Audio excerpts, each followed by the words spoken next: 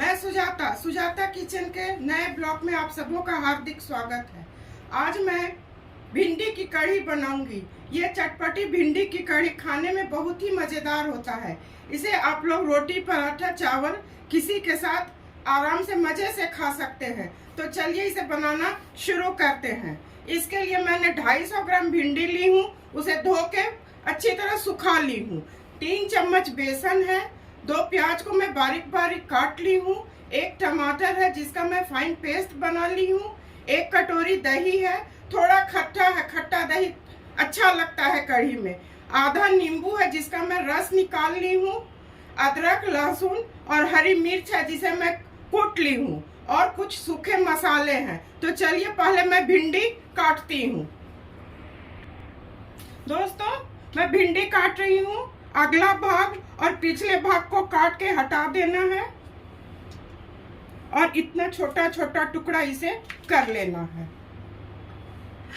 अगले भाग को और पिछले भाग को काट के हटा देना है और इतना छोटा छोटा इसका पीस काट लेना है। तो इसी तरह से मैं सारे को पहले काट लेती हूँ। दोस्तों, भिंडी को मैं काट ली हूँ। इसे अब साइड में रख रही हूँ। दही और बेसन का मैं पेस्ट बना लेती हूँ। पहले मैं दही डाल रही हूँ और इसे मैं अच्छी तरह ऐसे फेंट लेती हूँ।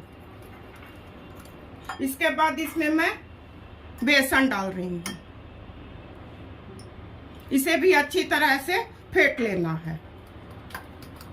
इसमें मैं 1 कप पानी अभी डालूंगी।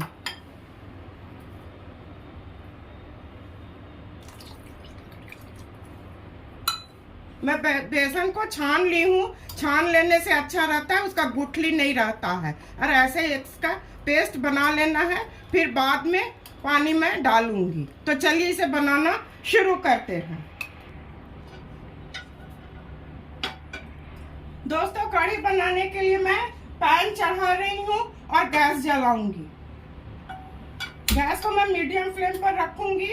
इसमें मैं अभी सरसों का तेल डालूंगी। मैं 2 चम्मच तेल डालूंगी। ये तेल अच्छी तरह गर्म हो जाएगा तब इसमें सूखे मसाले मैं डालूंगी और गैस को मैं हाई फ्लेम पर कर रही हूँ।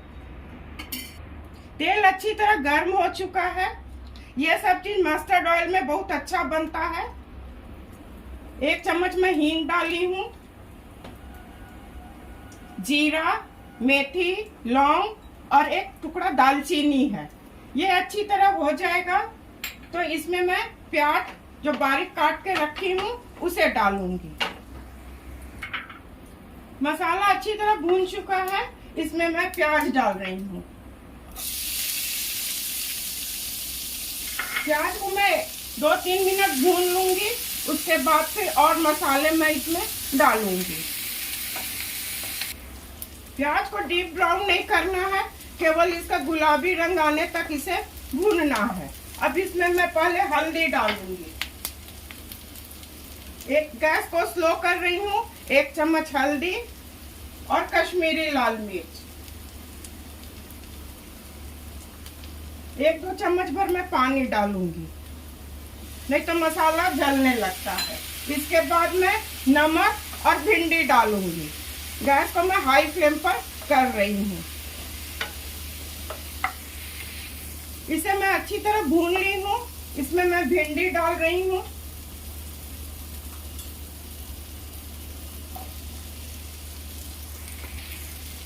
मैं भिंडी डाल दी हूँ। इसमें नमक डाल रही हूँ। मैं 2 चम्मच नमक डालूंगी। आप लोग अपने स्वाद के हिसाब से नमक डालिएगा। इसे 1-2 मिनट में भून लेती हूँ। उसके बाद मैं टमाटर डालूंगी। दोस्तों, गैस को मैं बिल्कुल स्लो कर रही हूँ और इसे 1-2 मिनट में ढक के भूनूंगी। दोस्तों, इसे मैं चेक कर रही हूँ। 1-2 मिनट हो चुका है। ये अच्छी तरह से भून चुका है। इसमें मैं टमाटर का पेस्ट डाल रही हूँ। इसे मैं 1-2 मिनट भून लेती हूँ हाई फ्लेम पर। उसके बाद मैं धनिया पाउडर और जो बेसन और दही का बना के घोल रखी हूँ उसे डालूंगी। दोस्तों टमाटर को मैं अच्छी तरह भून ली हूँ। मैं इसमें धनिया पाउडर 1 चम्मच धनिया पाउडर मिलाऊंगी। इसे भून लेती हूँ। उसके बाद दही का घोल और बेसन के घोल को मैं डालूंगी। ये हो चुका है। इसमें दही और बेसन के घोल को धीरे धीरे डालना है।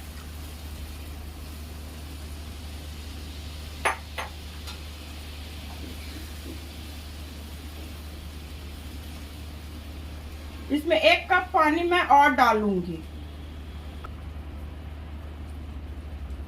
गैस को मैं स्लो कर रही हूँ। इसे लगभग 5 मिनट में उबालूंगी।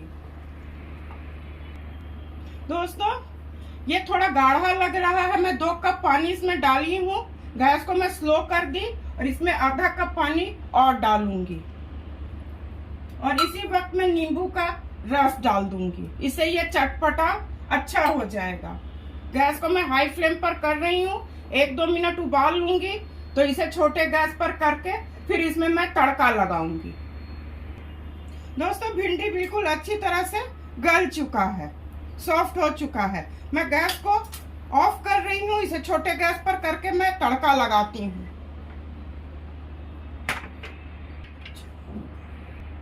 तड़का के लिए मैं गैस जला रही हूँ। गैस को मैं बिल्कुल स्लो रखूंगी। 2 चम्मच मैं घी डालूंगी इसमें। डबल तड़का लगाने से बहुत ज्यादा स्वाद बढ़ जाता है।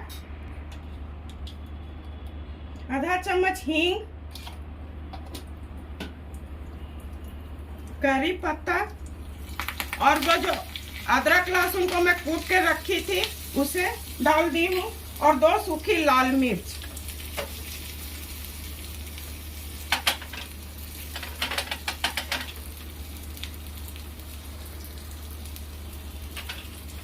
ये अच्छी तरह हो जाएगा तब मैं तड़का लगाऊंगी। ये हो चुका है। पैन को मैं बड़े गैस पर कर रही हूँ। अब तड़का लगाऊंगी।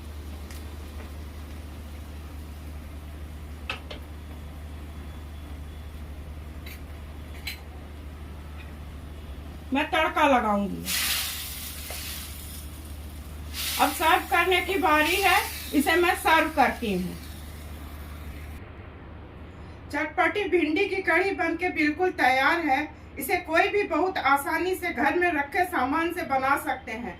मेरे बताए तरीके से एक बार आप लोग अवश्य बनाइए और अपने परिवार के साथ खाइए और इंजॉय कीजिए। इसी तरह से सुजाता किचन के हौसला को आप लोग अफजाई करते रहिए। धन्यवाद।